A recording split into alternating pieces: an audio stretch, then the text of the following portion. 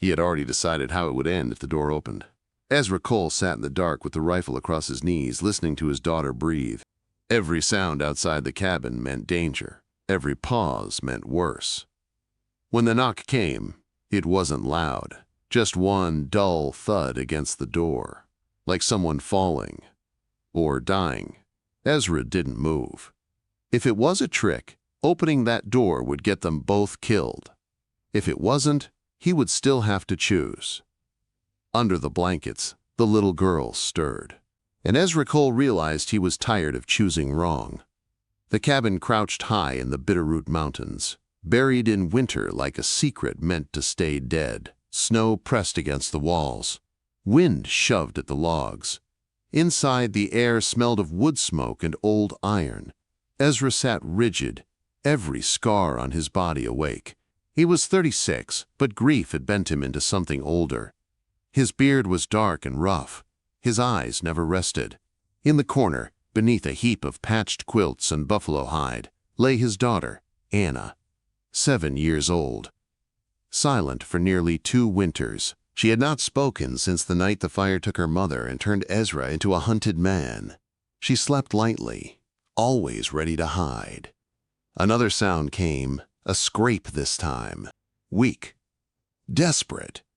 Ezra lifted the rifle and signaled once. Anna slipped from the blankets and crawled beneath the heavy bed frame, clutching her rag doll. She knew the rules. She always did. Ezra moved barefoot across the dirt floor. He eased the latch and yanked the door open. Snow exploded inside. A body lay half buried on the porch. Not a bear. Not a man with a gun. A woman. Small. Motionless. Her coat was too thin for the altitude. Her skirt was stiff with ice. Her lips were blue. Ezra scanned the tree line. Nothing. Just white and wind. If he left her there, she would be dead before the stove cooled. If he brought her in, he invited the world back into their grave. He swore under his breath and hauled her inside. She weighed almost nothing. Bones and shivering skin. Ezra kicked the door shut and laid her by the fire. He poured whiskey into a cup and splashed some on her wrists. Her body jerked. A groan slipped out of her throat. Her eyes fluttered open. Green. Dark green. Like river moss under ice. She saw him and scrambled back, hitting the table, breath coming fast and ragged. "Easy," Ezra said. His voice sounded unused. "You're inside. You froze on my porch." She shook so hard the blanket rattled. Her gaze flicked around the cabin, then stopped on the little girl peeking from beneath the bed. Something changed in her face then. Fear, yes, but also recognition. She reached into her coat with stiff fingers, pulled out a handkerchief and coughed into it. When she looked back at Ezra, her eyes were steady. "I've got nowhere else to go," she whispered. Her voice cracked. "And you don't know how to do this alone." Ezra bristled. "I'm keeping her alive." "Alive isn't the same as living," the woman said. She glanced at the child. "My name is Margaret Hale. If you don't kill me, let me help you both." The fire popped. Ezra's hand went to the knife at his belt. Before he could answer, Anna crawled out from under the bed. She walked past her father and placed her small, dirty hand into the woman's frozen one. Ezra let out a breath he didn't remember taking. "One night," he said, "storm breaks, you leave." The storm did not break. It buried the cabin to the windows and sealed them in for 3 days. Ezra slept with the rifle across his chest, watching Margaret.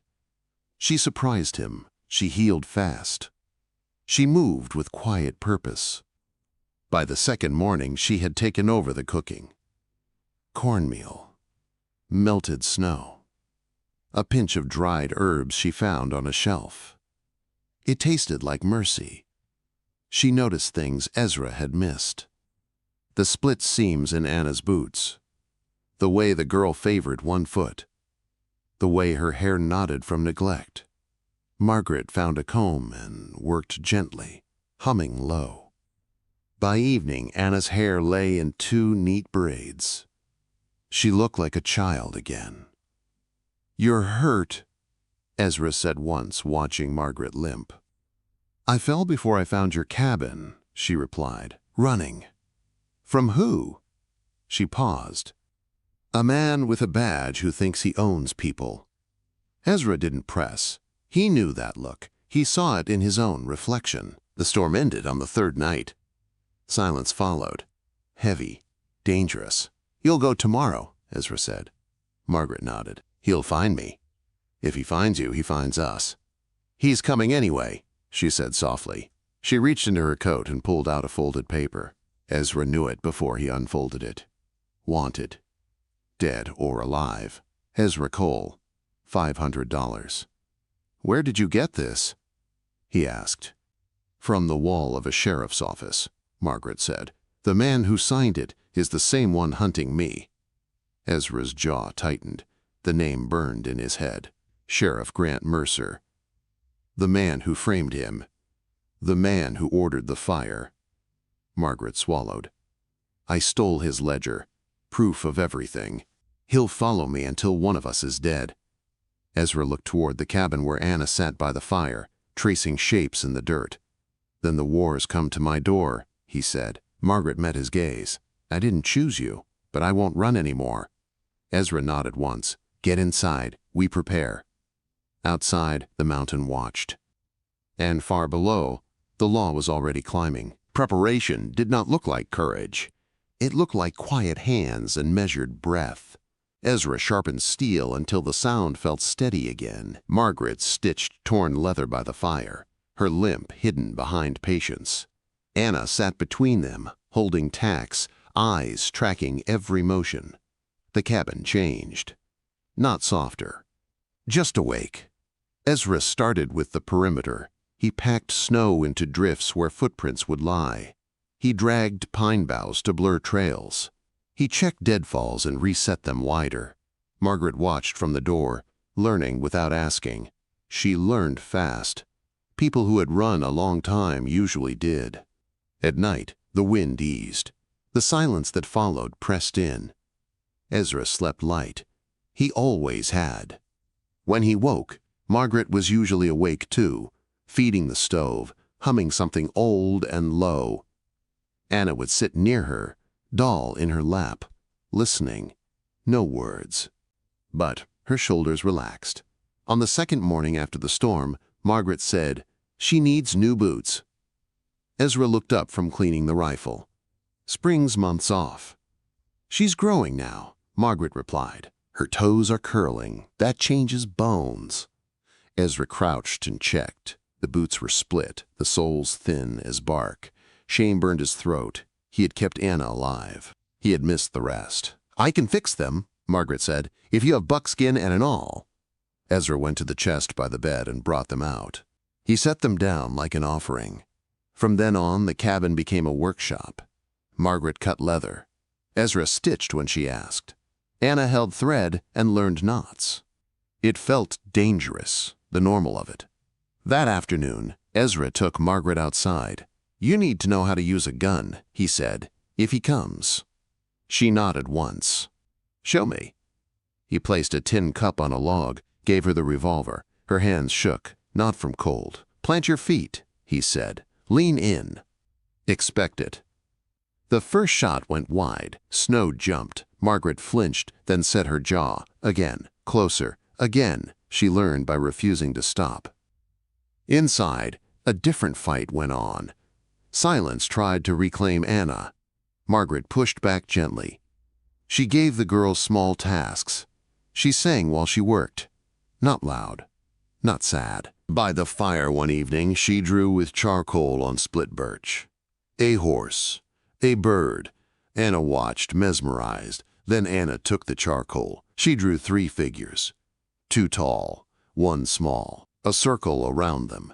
Ezra saw it from the door. He turned away fast, heart pounding. He went out to cut wood he didn't need. He told himself not to hope. Hope had killed him once already. On the third night, the cold sharpened. Trees cracked like gunshots. Ezra woke before dawn and went to check the traps east of the cabin. Routine kept him sane. He moved on snowshoes, light and slow. The forest was wrong. Too quiet. Near a fir, he saw it. A boot print. Healed heel. Fresh. Ezra didn't run. He circled, erased his trail, and ghosted back. When he burst through the door, Margaret knew. "Douse the fire," he said. She did. Steam hissed. The cabin went gray. Anna crawled beneath the bed without being told. "A scout," Ezra whispered. "One man, watching." They waited. An hour. 2. The cold crept back. Margaret held Anna close. At dusk, a voice carried from the trees. "Cole!" Quote. Ezra took position at the window, rifle steady. "Say your name." "Name's Halver. I'm not the law." A pause. 500 buys a lot of winter. "Walk away," Ezra said. "Snow's deep." "I've got friends," Halver lied. Ezra saw no movement, no glint. A bluff. "I'll burn you out," Halver called. Ezra slipped out the back, low to the ground, circling. He saw the muzzle flash aimed at the window. Glass shattered. Inside, Margaret cried out. Ezra rose 40 yards to Halver's flank and fired. The shot took Halver in the shoulder. The man fell, swore, fired wild. Ezra levered again. Click. The cold had thickened the oil. The rifle jammed. Halver grinned through blood. "End of the line, mountain man." A shot cracked from the cabin. Halver dropped face first into the snow. Ezra stood stunned. He ran back. Margaret stood in the doorway, revolver smoking, feet planted wide. She shook hard. "I killed him," she whispered. "You saved us," Ezra said, pulling her close. "You saved us." Anna stood behind her, doll clutched tight, eyes wide but steady. Ezra searched the body. He found a crude map with a red mark over the cabin. And a note, neat hand. "Bring the girl, bring the ledger, kill the man." GM Ezra's stomach sank. "He knows," Margaret said. "He always did," Ezra replied. "Someone sold us." They packed that night. At dawn, Ezra set the cabin alight. Flames climbed, smoke rose straight. He didn't look back. They reached the old mine by noon. The tunnel yawned, dark and wet. Anna froze. Breath hitched. Smoke memory rose like a wall.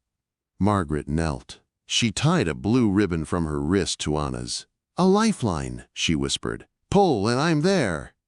Anna nodded. Inside, water dripped like ticking clocks. Halfway through, the tunnel narrowed. Rock groaned.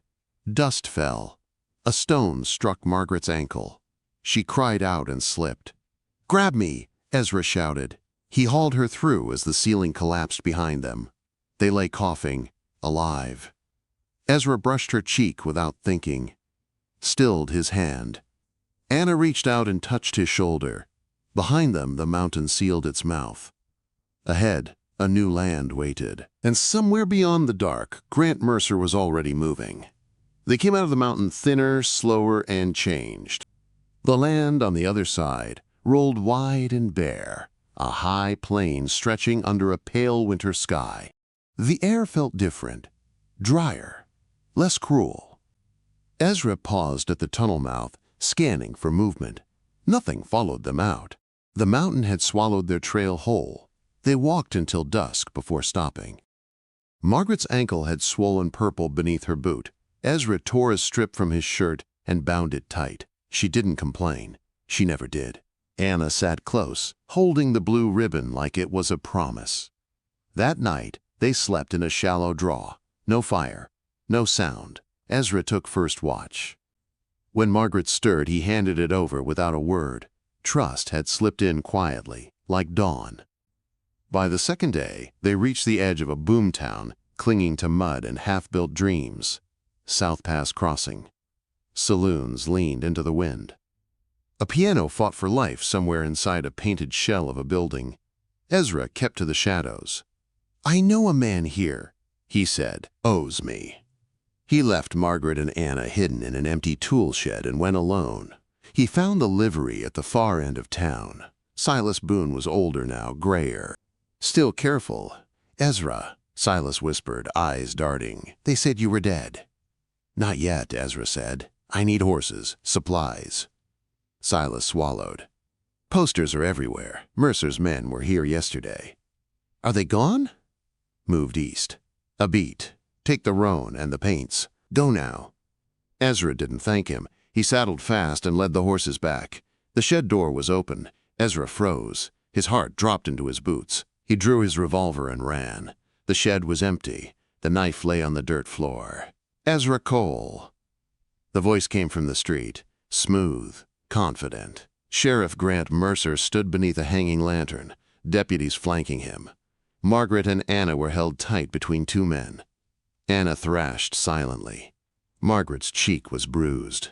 "You're predictable," Mercer said, smiling. "You always save strays." "Let them go," Ezra said. His voice was calm, dead calm. Mercer cocked his pistol. "Drop the gun, or the child dies first." Ezra let the revolver fall into the mud. They cuffed him hard and dragged them all to the jail. The deputies left laughing. One guard remained, asleep in a chair. Ezra strained against the ropes. Margaret held Anna close, whispering comfort. Ezra met Margaret's eyes through the bars. "I'm sorry," he mouthed. Anna slipped free. She pressed her hands through the bars, studying the knots. She looked at the sleeping guard. Then she squeezed through, skin scraping iron. Ezra shook his head, panic burning. "Run," he whispered. Anna didn't run. She dragged a chair. The scrape woke the guard. He stood, grinning. A heavy crack rang out. The guard fell. Margaret stood there, breathless, holding the shotgun stock. She kicked the keys across the floor. Ezra hooked them with his boot and freed himself. They moved fast. Quiet. "No more running," Ezra said, taking a rifle from the rack. "We finish it." The saloon glowed like a wound in the dark. Mercer sat at a poker table, whiskey open. Ezra took the roof across the street. Margaret stepped inside. She kicked the door open and held up the papers sewn inside Anna's doll. "These prove he stole the payroll," she shouted, "and burned Cheyenne, and murdered my wife." Mercer reached for a hostage. Shots rang, glass shattered. Ezra fired from above, forcing guns down. Mercer stumbled back, cornered, hate blazing. A small figure ran forward. Anna threw the kerosene lamp. Fire bloomed. Mercer screamed and fell into the mud. The crowd closed in. The truth spread faster than flame. Ezra lowered his rifle. He turned away. By dawn, they rode south, together. The mountain man was gone. A family remained. They rode before the town fully woke. Mud clung to the horses' legs. Dawn bled pale across the sky. Ezra kept them moving, not fast, not slow, just steady, the kind of pace that didn't draw eyes. South meant warmth. South meant distance. South meant maybe breathing again. They didn't speak for a long while. Anna rode in front of Ezra, wrapped in his coat, her small back pressed against his chest. She held the blue ribbon in one fist, like it could pull the world into order. Margaret rode beside them, one arm stiff where the bullet had grazed her. She didn't complain. She never did. Pain had become another tool she carried. By midday they left the road and cut through scrub and stone. Ezra watched the horizon. Every ridge looked like a man standing still. Every bird could be a signal. The law traveled loud, but Mercer had traveled clever. Ezra knew men like him didn't stop just because they fell in public. They camped that night in a shallow wash. Ezra set snares. Margaret built a fire low and hidden. Anna gathered twigs, serious as a soldier. When they ate, it was simple. Dry meat. Warm water. Enough. After, Anna drew again in the dirt. 3 figures. This time, one held a line that led forward. Not a circle. A path. Ezra watched without comment. His chest felt tight. Not pain. Something else. Something he hadn't trusted in a long time. Margaret took first watch. Ezra slept sitting up, rifle across his knees. He dreamed of smoke and running feet. He woke with his heart pounding and Margaret's hand on his shoulder. "Quiet," she whispered. "Just coyotes." Quote. The next days blurred together, riding, resting, watching. Margaret's ankle slowed them. Ezra adjusted, he always did. He learned her rhythms the way he once learned the mountain. when she needed to stop, when she needed silence, when she needed to talk. On the fourth night, she finally did. "I didn't plan to stay," Margaret said, staring into the fire, "when I knocked on your door." Ezra nodded. "None of us planned this." She took a breath. "I was going to keep running, town to town, name to name. Then I saw her." She glanced at Anna, asleep against Ezra's side. "I couldn't leave her like that. I couldn't leave you like that." Ezra said nothing. Words felt dangerous, like they might break something fragile. "After the fire," Margaret continued, "I thought survival was enough. Then I saw what survival costs when it's all you have." Ezra stared into the flames.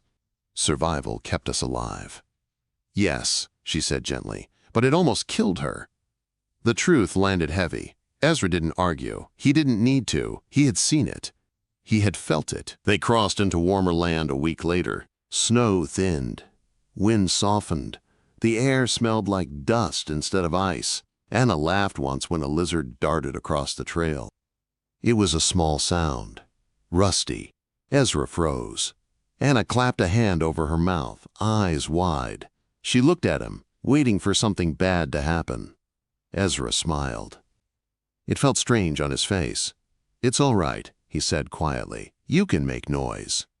She watched him for a long moment, then leaned back against his chest and let out a breath that sounded almost like relief. They reached a low valley near the borderlands 2 days later. Mesquite trees. A thin river. A small settlement with no name worth remembering. Ezra watched from a ridge. No posters, no badges. Just farmers and dust. They stayed. Ezra traded work for a shack near the river. He fixed fences, dug ditches. Margaret mended clothes and taught Anna letters with charcoal and bark. At night, they ate together. At night, they slept without boots on. Ezra still woke at every sound. But some mornings he woke to Anna's quiet breathing and Margaret humming in the other room, and the fear loosened its grip. One evening, weeks later, a rider passed through. Ezra watched him hard. The man didn't stop, didn't look twice. That night, Ezra finally set the rifle in the corner instead of beside the bed. Margaret noticed. She didn't say anything. She just reached for his hand when they sat by the fire. He didn't pull away. "I don't know how to do this," Ezra said after a long silence. Margaret squeezed his fingers. "Neither do I." That felt honest enough.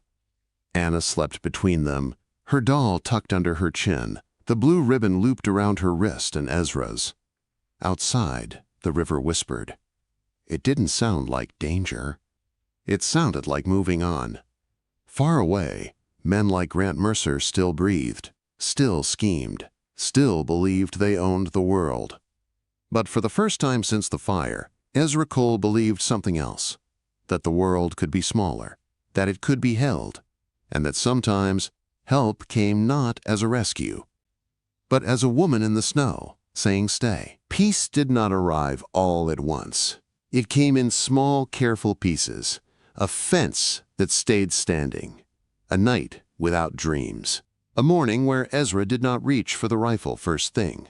The valley held them gently, but Ezra never forgot how quickly gentle places could turn. He worked from sunup to dusk. Mended gates, cleared stones, hauled water from the river. The labor kept his hands busy and his thoughts quieter. People in the settlement learned his name slowly. Ezra Cole. A man who paid his debts. A man who spoke little. A man with a child who stayed close and watched everything. Margaret made herself useful without being asked. She cooked for neighbors when illness came. She kept accounts for a farmer who couldn't read well. She never spoke of the North. Never spoke of the sheriff. She moved like someone who knew safety was borrowed. Anna changed fastest. She followed Margaret everywhere, asking questions with her eyes. Letters came first. Then words, whispered at night, practiced where no one could hear her fail. Ezra listened from the other room, heart tight. Some nights Anna would freeze mid-word, panic flickering. Margaret would wait, patient, never rushing. "You're safe," she would say. "Take your time." The words mattered.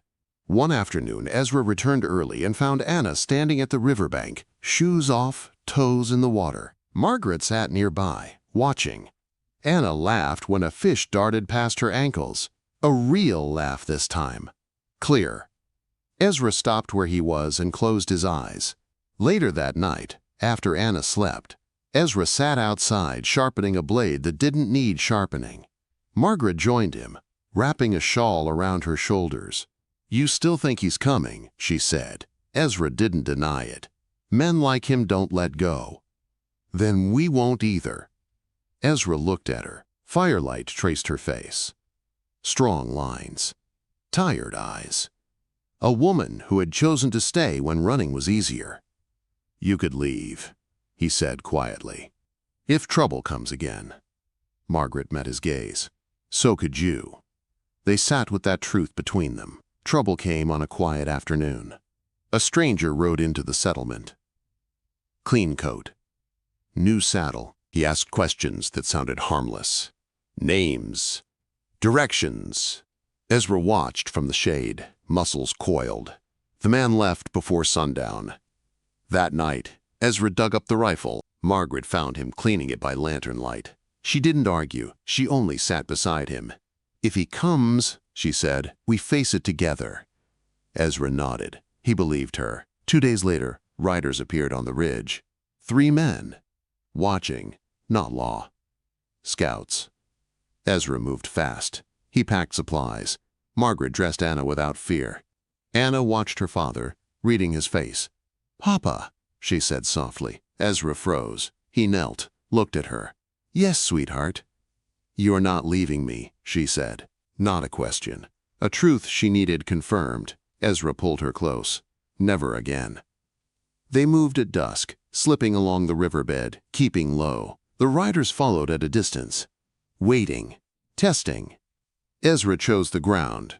A narrow pass where the river cut close to stone. He placed them behind cover. Margaret took the shotgun without being told. Anna hid where she was shown. The first rider came through careless. Ezra fired once. Clean. Final. The others scattered. Shots cracked. Stone chipped. Margaret fired when she had a clear line, steady as breath. One man went down. The last fled. Silence returned, heavy and earned. Ezra stood shaking, not from fear, but from the cost. He checked Margaret. Then Anna. Both unhurt. Anna stepped out from cover. She walked to Ezra and took his hand. "We're okay," she said. Ezra closed his eyes. By morning, the settlement knew. People gathered. Questions were asked. Answers were given. A message was sent south. Federal marshals. Names were named. Proof existed. Mercer's crimes had traveled ahead of him. The valley chose a side. Days later, riders arrived with badges that meant something different. Mercer's name was spoken with contempt. His reach was shrinking. His time ending. Ezra watched them ride away and felt something lift. That night, under a sky full of stars, Ezra took Margaret's hand openly. Anna slept between them, breathing easy. "We can stay," Ezra said. Margaret smiled, small and sure. "I know." The mountain man was gone. What remained was a father, a woman who stayed, and a child who had found her voice. The world was still dangerous, but it was no longer empty. The valley did not celebrate. It simply went on breathing. That was how Ezra knew it was real. No cheering, no speeches, just fences mended again. Water pulled from the river. Mornings that arrived whether anyone asked for them or not. The kind of peace that didn't announce itself. The kind that stayed only if you treated it gently. Federal marshals returned once more, weeks later. 2 men this time. Dusty coats. Tired eyes. They brought papers stamped and signed. Grant Mercer had been arrested 3 towns south, trying to buy silence with gold that wasn't his. The ledger had finished what fire and guns could not. "He'll hang," one marshal said, not unkindly, not as a hero, as a thief. Ezra nodded. He felt no surge of victory, only a quiet loosening in his chest. The knot that had lived there since the fire finally let go. When the marshals left, Margaret stood beside him, her shoulder brushing his arm. She didn't look at the road. She looked at the river. "It's over," she said. Ezra exhaled. "Yes." They walked back to the shack together. Anna was inside, bent over a piece of slate, tongue caught between her teeth in concentration. She was writing her letters again. Slow, careful, proud. She looked up when they entered. "Papa," she said, clear as daylight, "Miss Margaret says I can read you something." Ezra knelt so fast, his knee hit the dirt floor. "I'd like that," he said. Anna read haltingly. A sentence about a bird. One about a house. One about a family. When she finished, she waited, braced for correction. Ezra clapped once. Then again. He pulled her into his chest and laughed, a rough sound that surprised even him. "You did it," he said. "You did it." That night, they sat outside beneath a sky stitched with stars. The air was warm. Crickets sang. Ezra leaned back against the porch post. Margaret sat beside him. Anna lay between them, tracing shapes in the dust with a stick. Ezra thought of the mountain, the cold, the door, the knock. He turned to Margaret. "You could still go," he said, not because he wanted her to, but because truth mattered. "Choose a quieter life." Margaret smiled. "This is it." He nodded. "Then I need to say something." She waited. "I don't know how to promise forever," Ezra said, "but I know how to work. I know how to stay. I know how to protect." Margaret reached for his hand. "That's enough." Anna looked up at them. "Are you staying?" she asked Margaret. Margaret met her eyes. "If you'll have me." Anna didn't hesitate. She scooted closer and leaned against Margaret's side. "Okay." Ezra swallowed hard. Weeks passed. Then months. The seasons turned without violence. Ezra planted. He built a larger cabin closer to the river. One window. Then two. Margaret stitched curtains from flour sacks. Anna planted beans and named them. Ezra still woke at night sometimes. When he did, Margaret was there. When Margaret woke from old fears, Ezra sat beside her until they passed. They learned each other in the quiet ways that mattered. One morning, Anna came running from the riverbank. "Papa," she said, breathless, "the water's warm." Ezra laughed. He hadn't heard that sound from himself in years. "They swam that day, all three of them." Margaret rolled her skirts and waded in. Anna shrieked at the cold and then laughed again. Ezra watched them, chest full, hands empty of weapons. Later, as the sun set, Ezra stood alone for a moment at the edge of the field. He thought of Martha, of the life that ended in fire. He spoke her name once, softly, not as a wound, as a memory honored. Then he turned back toward the house. Margaret stood in the doorway. Anna waved from the steps. Home. Ezra walked toward them without looking over his shoulder. The man the mountain made was gone. The man the valley kept remained. And the family that began with a knock in the snow had survived the cold, the guns, and the ghosts. They had chosen each other. Every day after that was a choice too.